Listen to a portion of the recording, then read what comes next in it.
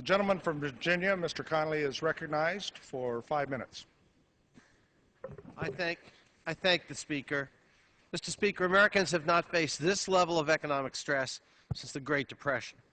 Nearly a decade of ideologically driven deregulation rent the foundation of financial market regulation asunder and enabled the housing market bubble and subsequent financial crash.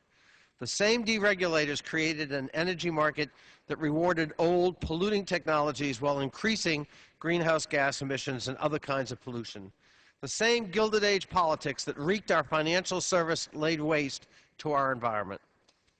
Today, the same people who let Wall Street run amok claim that we cannot afford to make investments in energy independence or create new jobs with renewable energy generation. In fact, we just heard such remarks.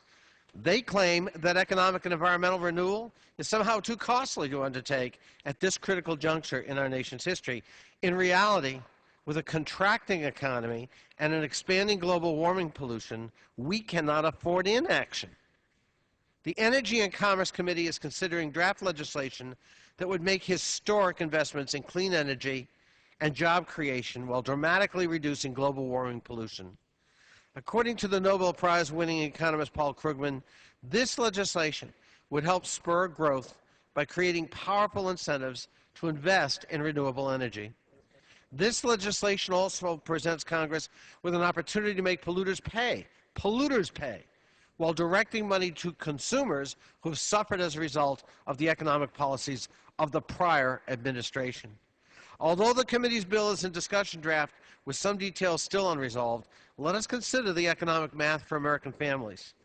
If Congress enacted this legislation, the American Clean Energy and Security Act, and made polluters pay through a 100% auction of carbon credits for all of their greenhouse gas emissions, we could write a check in theory to every American for $2,150 per year.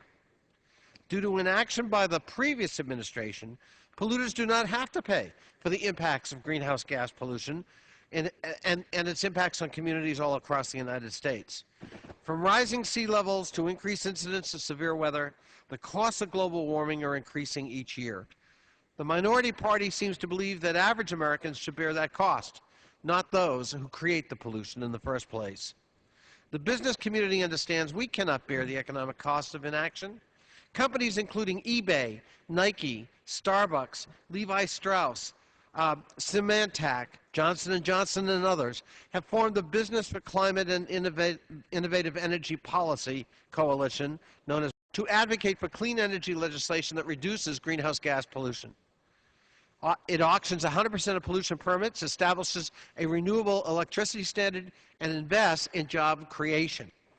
Those businesses support clean energy jobs legislation both to spur economic growth and to avoid the costs associated with global warming, which will reach at least $271 billion, it's estimated, by 2025, if we do not act. Now is the time to pass legislation that spurs jobs creation, reduces greenhouse gas pollution, and puts money back in the pockets of the people who are suffering as a result of the failed economic policies of the Republican administration just left town. Mr. Speaker, as we consider the American Clean Energy and Security Act, we must ensure that we will make polluters pay and use the revenue to invest in job creation here at home and give a climate rebate to all Americans. I yield back the balance of my time.